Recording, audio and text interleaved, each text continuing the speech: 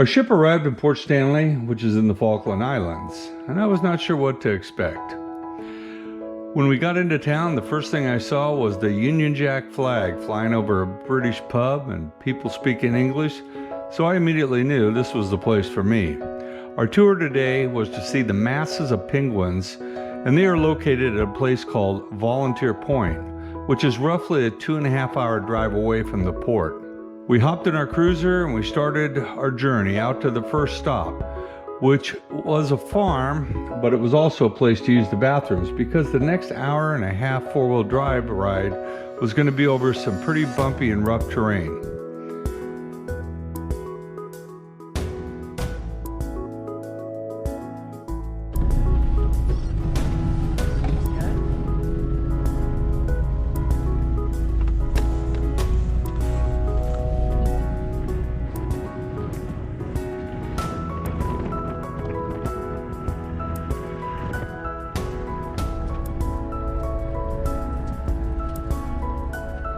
We learned that our driver's name was Megan, and she was a police officer on the Royal Falkland Police Department, and like many other locals in town, this was her off-duty supplemental job.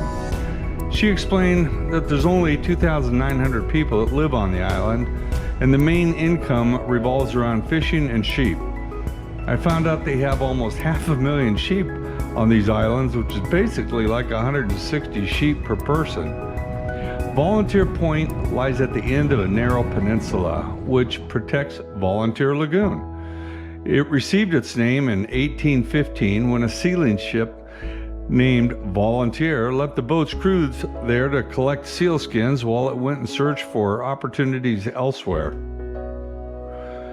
One of the reasons for wanting to see this area is that it has the king penguins, who were once nearly extinct here, the Gentoo penguins, and the Magellanic penguins, who all hang out in the same area together.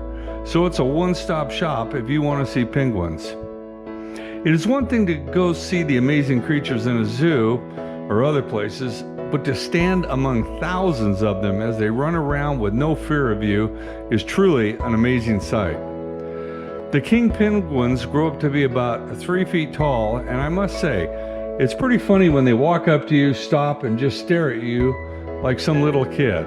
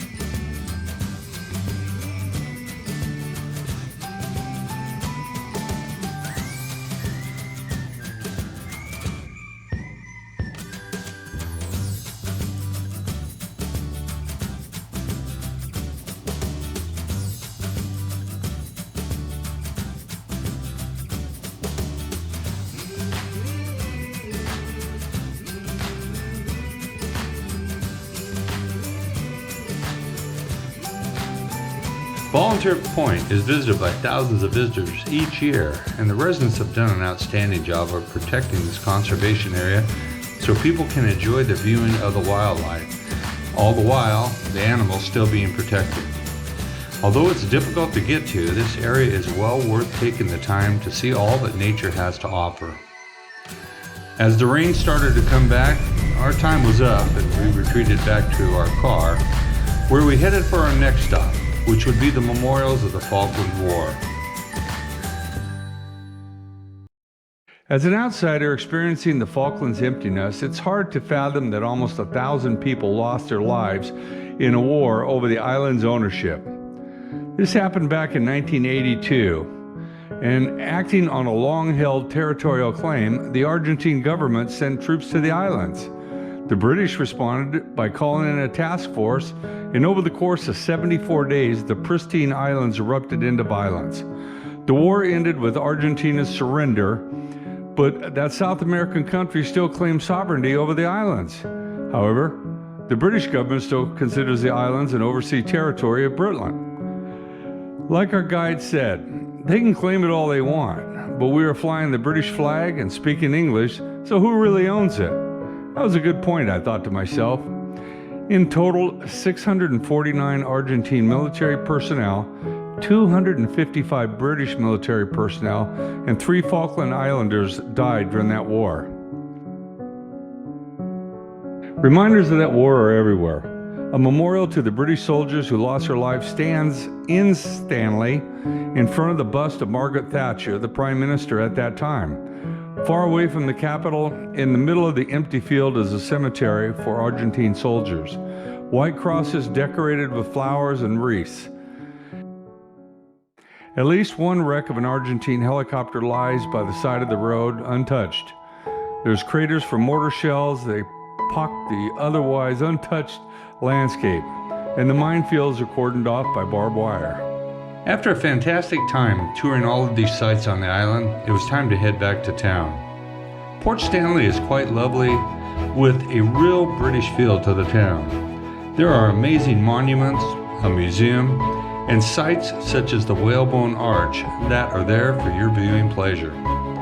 The Falkland Islands are often touted as the gateway to Antarctica. In my opinion, these islands are well worth visiting. And when you do visit, make sure you take the time to visit one of the pubs and try their local beers. They are just excellent. I can attest to that. I hope you enjoyed the video, and please leave some comments at the end. Also, please subscribe to the channel for other video notifications that are put out on past adventures. Thank you very much.